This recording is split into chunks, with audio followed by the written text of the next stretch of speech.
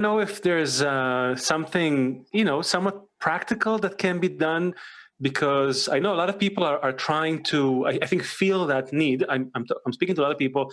A lot of the people who've been here with us, they feel that need to be those catalysts of positive change, to bring people, to bridge, to build bridges above gaps. I see that, but is there are there some, maybe is it like an ABC, a manual that the wisdom of Kabbalah has to help that, to help build those bridges and make those connections that you're describing? Someone is listening to us and maybe he's, okay, what do I do? I want unity. Okay, how do I do it?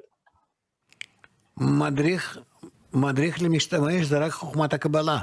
A user's manual is only the wisdom of Kabbalah, because it talks only about connection and about nothing else. All the mistakes we make because we don't understand what it talks about. We think it talks about spirits and ghosts and demons and whatnot. It's not. It talks only about connection among people, only about that. So this is what we need. We need to set up the learning, the training, if you will, of connection within the people of Israel and in the nations of the world. And from my experience, I can tell you that I teach every morning thousands of people via the internet from every country in the world, including also countries like Iran, China, and anywhere. And it is thousands of people. You can come in and see. It's open to everyone. It's got translations and everything, simultaneous interpretation and everything. I think if we do this and open more and more such channels, we will quickly completely abolish anti-Semitism. Completely. If German people study with me, and French and Turkish and Arabs, well, everyone. So why not? Not to mention Jews. Thousands of them here in Israel and in America and Canada. I think there's no other approach, other way. Yes, Leo? I mean, we've seen those, a lot of Kabbalah conferences with people from all over the world get together. I'm curious, Yuval, the people that you meet, the Christians, the Muslims that you meet with, do any of these ideas that were just brought up today, do you feel like they might resonate with them? Is this something that can be? The question is, how do you approach this conversation? And to my mind, the conversation... רק אפשר, אם אני יכול להוסיף, רק דבר אחד. But if I may add just one more thing. The wisdom of Kabbalah says very simply, it is written that each one can remain in his corporeal religion, whatever it is. The wisdom of Kabbalah relates to corporeal religions as to customs, just customs.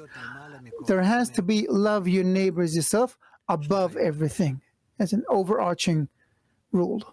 Please, Yuval, sorry. Yeah, but this is exactly the where I think some of the crux of the matter is, because if I want to approach, so for instance, I was in dialogue with Turks, with Muslim Turks, and they said, no, we don't want to do interreligious dialogue because the word dialogue has bad connotations to us. And the question is, but for me, I want to have, or I think it is more respectful to have dialogue with people of other religions rather than a monologue kind of from my side to them, me teaching them. But, and the question is, because when I'm giving a monologue, I'm not giving them the space to exist kind of as an independent being. And I'm sort of just bringing them into myself. And I think a bit of tzimtzum here could go a long way in terms of having the humility sort of as a Jew or Christian or whatever, the people that I talk to, but also as a Jew, to let them have, like, I should make tzimtzum to myself, and I should sort of give them space to be them and not try to tell them too much what they should do or think or whatever. I mean, for me, I think as a person who deals with interreligious dialogue, I think that love does not put anyone under pressure. Each one advances in a connection with others, however he feels comfortable, without any pressure or obligations. This is why I think our approach, I see in practice what happens with us. We have millions of friends and students all over the world. They register for us. In just one morning lesson, I have approximately 4,000 people attending, and we can see them on the monitors. So I think that's the way we should go. And bit by bit, we will succeed. And also the development in the world with the coronavirus and everything will help us a lot.